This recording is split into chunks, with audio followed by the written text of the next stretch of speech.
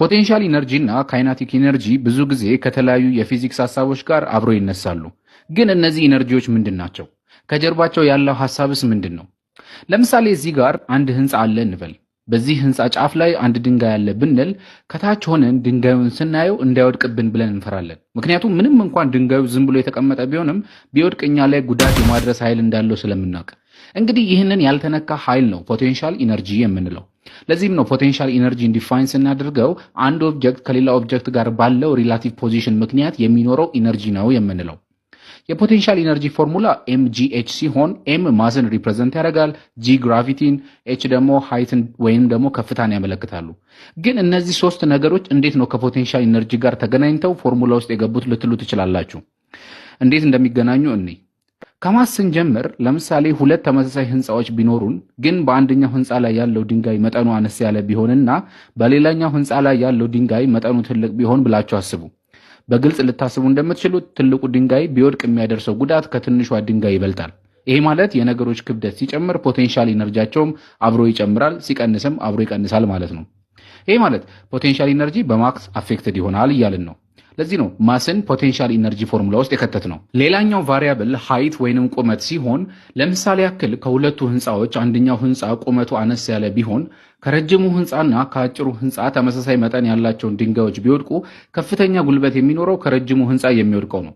ድንጋዩ የሚወድቁበት ቁመት እየቀነሰ በመጣ ቁጥር ፖቴንሻል ኢነርጂውም እየቀነሰ ይሄዳል። ለዚህ ነው ሰዎች ከደረጃ ሲዘሉ ምንም የማይሆኑት፣ ነገር ግን ከትልቅ ህንጻ ላይ ሲወድቁ የማይተርፉት። ከፍ ያለ ነገር ላይ ስንወጣ ባንወድቅ ራሱ እንፈራለን፣ ምክንያቱም ፖቴንሻል ኢነርጂያችን እየጨመረ ስለሚሄድ ማለት ነው። ይሄ ማለት ከፍታ ሲጨምር ፖቴንሻል ኢነርጂም አብሮ ይጨምራል፣ ከፍታው ሲቀንስ ፖቴንሻል ኢነርጂም አብሮ ይቀንሳል እንደማለት ነው። ለዚህ ነው ከፍታ በፎርሙላችን ውስጥ የተካተተው። ሌላው በፎርሙላችን ላይ ያለው ቫሪያብል ግራቪቲ ሲሆን ለምሳሌ ከሁለት ፎቆች አንደኛው ፎቅ የተሰራው በምድር ላይ ቢሆን ድንጋዩ ሲወድቅ የሚኖረው ግራቪቲ 9.8 ሜትር ፐር ሰከንድ ስኩዌር ነው። በአንጻሩ በጨረቃ ላይ የተሰራ ህንጻ ቢኖር የሚኖረው ግራቪቲ የመሬትን 1/6 ብቻ 1.6 ሜትር ፐር ሰከንድ ስኩዌር ነው ማለት ነው። ይሄ ማለት በመሬት ላይ ያለው ድንጋይ ቶሎ ሲወድቅ፣ በጨረቃ ላይ ያለው ድንጋይ ግን ቀስ ብሎ ነው የሚወድቀው ማለት ነው።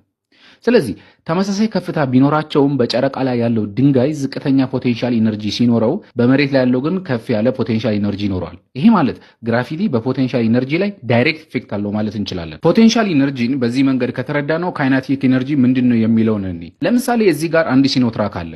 እንዲህ ሲቆም ምንም የማያደርግ ቢመስልም በፍጥነት መጓዝ ሲጀምር ግን በየመንገዱ ያገኘውን በሙሉ እየጠራረገ ይጓዛል። ካይነቲክ ኢነርጂ የምንለው ይህንን ነው። እንደውም ዲፋይን ስናደርገው ኢነርጂ ኦፍ ሞሽን ብለን ነው። የካይነቲክ ኢነርጂ ፎርሙላ ሃፍ ኤምቪ ስኩዌርድ ሲሆን ኤም ማስ፣ ቪ ደግሞ ቬሎሲቲን የሚገልጹ ናቸው። ልክ ለፖቴንሻል ኢነርጂ እንዳደረግነው ከካይነቲክ ኢነርጂ ጋር ያላቸውን ግንኙነት እንይ። ከማስ ብንጀምር አንድ ሲኖትራክና አንድ ባይስክል በመንገድ ላይ ዝም ብሎ ቢቆሙ ምንም አይመስለንም። ነገር ግን በተመሳሳይ ፍጥነት መሄድ ቢጀምሩ ከሁለቱ የበለጠ ኢነርጂ ኖሮት ጉዳት የሚያደርሰው ሲኖትራኩ ነው። ምክንያቱም ማሱ ከባይስክሉ አንጻር ሲወዳደር በጣም ትልቅ ስለሆነ ማለት ነው። ይሄ ማለት ማስ ሲጨምር ካይናቲክ ኢነርጂ ይጨምራል፣ ማስ ሲቀንስ ካይናቲክ ኢነርጂም አብሮ ይቀንሳል ማለት ነው። ወደ ቬሎሲቲ ስንመጣ የመኪናው ቬሎሲቲ ሲቀንስ ወይንም ፍጥነቱ ትንሽ ሲሆን ካይናቲክ ኢነርጂ ይቀንሳል። በፍጥነት ሲጓዝ ግን ያገኘውን ሁሉ እየጠራረገ ነው የሚሄደው which means ካይናቲክ ኢነርጂ ይጨምራል ማለት ነው። ከዚህ የምንረዳው ቬሎሲቲ ሲጨምር ካይናቲክ ኢነርጂ ይጨምራል፣ ሲቀንስ ደግሞ አብሮ ይቀንሳል ማለት ነው። እሺ የፖቴንሻል ኢነርጂ እና ካይናቲክ ኢነርጂ ምን እንደሆኑ አንደርስታንድ ካደረግን አሁን ደግሞ ያላቸውን ሪሌሽን ለማየት እንሞክር። ወደ ቅድሙ ህንጻ ብንመለስ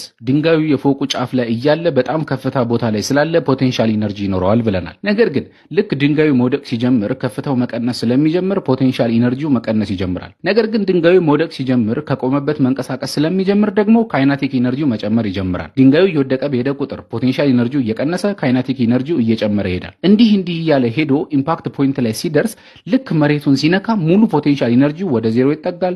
በአንጻሩ ማክሲመም ካይናቲክ ኢነርጂ ሌቭል ላይ ይደርሳል። ድንገት ድንጋዩ መሬት ላይ ደርሶ ከነጠረ ግን ፖቴንሻል ኢነርጂው እየጨመረ ካይናቲክ ኢነርጂው ደግሞ መልሶ ሪላቲቭሊ እየቀነሰ ይሄዳል። እንደገና ወደ መሬት ሲመለስ ደግሞ አሁንም ፖቴንሻል ኢነርጂው ወደ ዜሮ ይጠጋል፣ ካይናቲክ ኢነርጂው ይጨምራል። ነገር ግን ድንጋዩ መሬት ላይ ካረፈና ምንም የማይንቀሳቀስ ከሆነ ወዴትም የማይወድቅ ከሆነ ግን ፖቴንሻል ኢነርጂውም ካይናቲክ ኢነርጂውም ኦልሞስት ዜሮ ኔግሊጂብል ይሆናሉ። በአጭሩም ቢሆን ፖቴንሻል ኢነርጂ እና ካይናቲክ ኢነርጂ ጀርባ ያለው ሐሳብ ይህ ነው።